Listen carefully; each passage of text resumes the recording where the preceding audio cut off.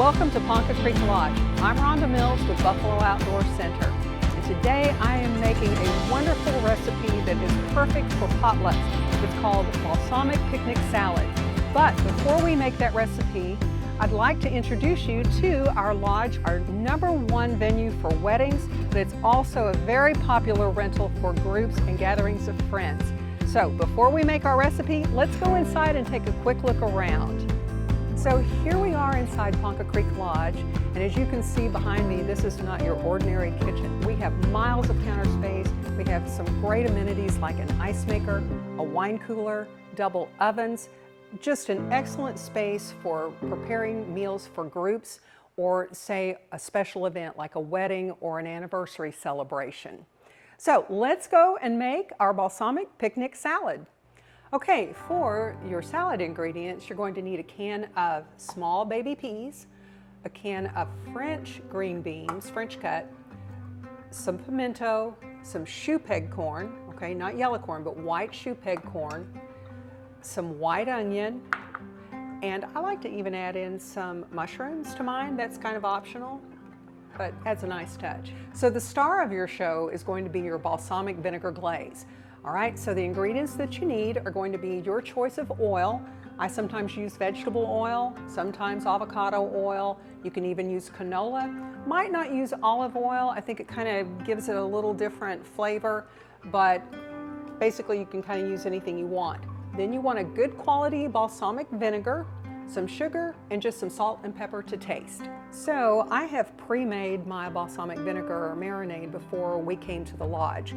You can do that or you can mix it up once you get where you're going, but what you want to be sure that you do is once you make it, you're just going to put it in a medium saucepan on your stove and just take a whisk and keep stirring the sugar until it's dissolved. You don't have to let it come to a boil, just get the sugar dissolved, and then you want to pull that off to the side and let it cool for about an hour before you add it to your vegetables. Okay, now it's time to put your vegetable ingredients together.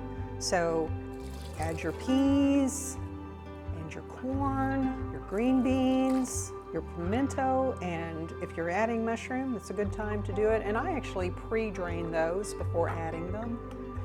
And then, you know, everybody has their own level of love for onions, so I just try to add what I think my crowd is good with, but the recipe actually calls for a small white onion. All right, now that we've done that, all we have to do is let it drain for about 10-15 minutes, and then we'll put it together with the marinade. So look how easy this is. You just take your vegetables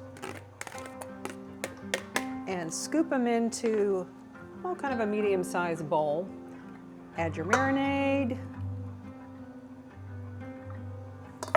and then just give it a really good stir so that everything gets nice and coated.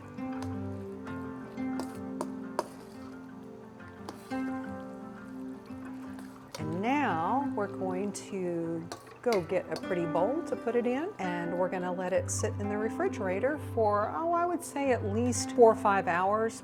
This salad actually gets better the longer it sits, so ideally make it the night before and then serve it the next day.